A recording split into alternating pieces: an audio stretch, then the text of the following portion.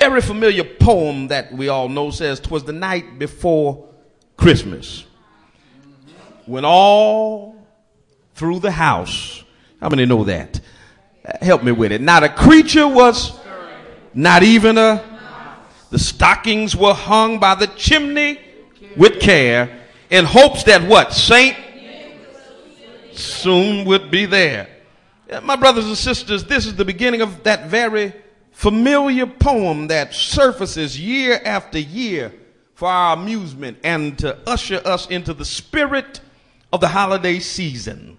This poem deals with what is supposed to be a typical American family on the night before Christmas. This poem assumes that Saint Nicholas is the one that we know or refer to as Santa Claus. It assumes that he will be visiting the house to deliver presents and to eat cookies and to drink hot chocolate or milk while the family is sound asleep.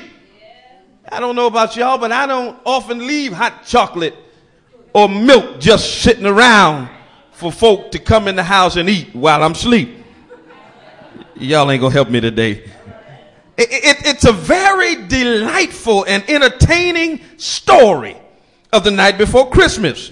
But what I've discovered, my brothers and sisters, is that this poem fails to mention anything that will give the reader any inkling of the real meaning of Christmas. There's no Christ in this Christmas story. There's no mention of a manger or a baby wrapped in swaddling clothes. There's no tale of angels performing a late night concert for shepherds tending the sheep in the pasture. There's no reference to gifts being delivered by wise men from the east. There's no virgin in this Christmas story. There's no savior to save a dying world in this Christmas story. This poem, brothers and sisters, is an extension of the commercialization that has consumed the Christmas message and has left it meaningless and void of Jesus Christ. When most people today think of Christmas, their initial thought goes to all of the shopping that must be done before its arrival. Am I in the right house? Starting the day after Thanksgiving, people begin to lose their mind, invading the full spectrum of stores from Walmart to Macy's, just to find the perfect gift for family and friends and even co-workers. Matter of fact, usually on the day after Thanksgiving, we read some horror story about somebody being trampled to death or stomped on or something, all by folk in a rush to buy a gift for Christmas, and the gift isn't even for the one whose birth that we say that we celebrate. Oh, somebody ought to help me preach in here. During this time of the year, children begin to fantasize about the latest toy or video game without any cognizance that their wish list must be funded financially. Y'all ain't gonna help me now. Parents ought to say something. I want the iPod Touch. $295. Y'all ain't gonna help me now.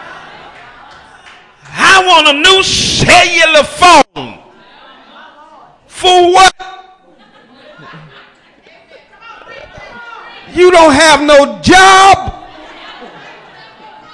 You don't have no appointments you need to make.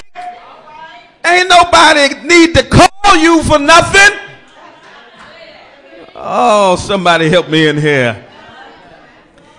And parents use what is supposed to be a joyous time of the year to deal with harassing phone calls from creditors that they decided to put off until after they completed their Christmas splurge and got their tax refund check. I know I'm in your living room. I'm going to sit on your couch and put my feet up. Children become hurt if they don't receive what they want. And some parents will do anything to see their child's face light up on Christmas morning, even though the toys will be broken before New Year's gets here.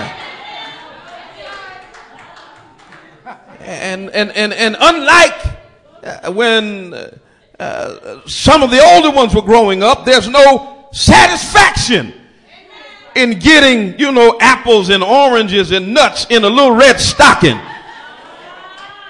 Yeah. There's no joy in drinking hot chocolate and watching Rudolph the Red-Nosed Reindeer on TV. Christmas for us, we used to like to sit down and watch The Grinch That Stole Christmas. Come on, somebody.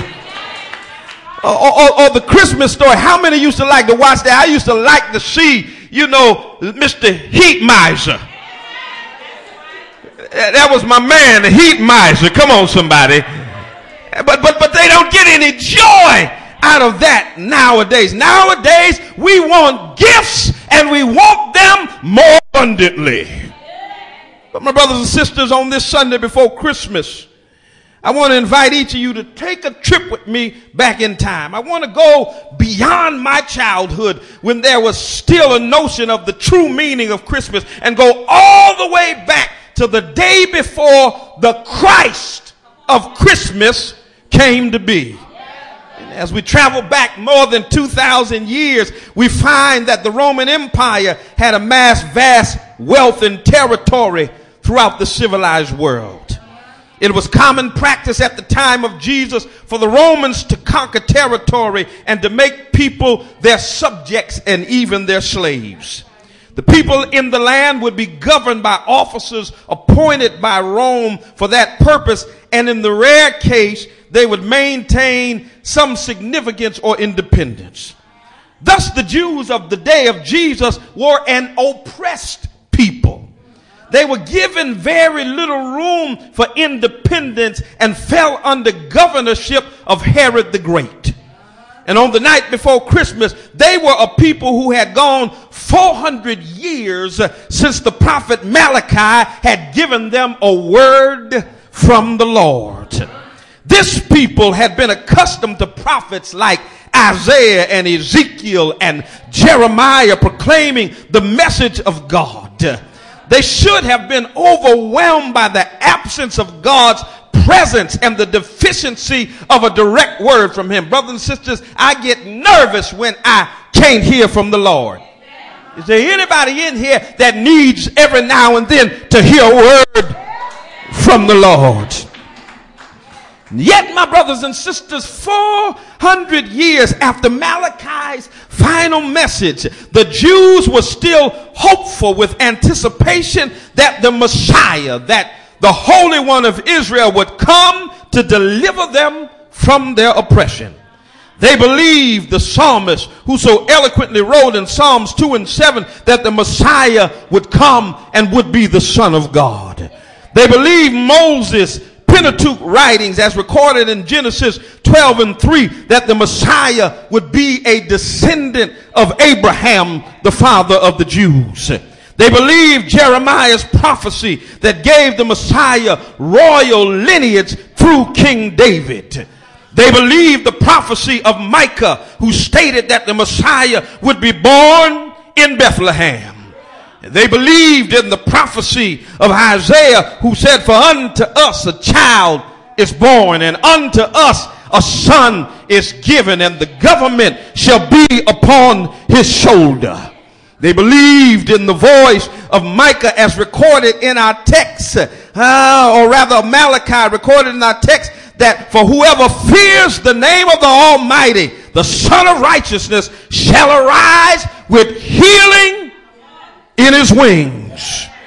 In all of their beliefs and all of their hopes of the Messiah coming to relieve them of their imminent oppression, they never left out the name or the purpose of Christ. Brothers and sisters, in the Spanish language, which is directly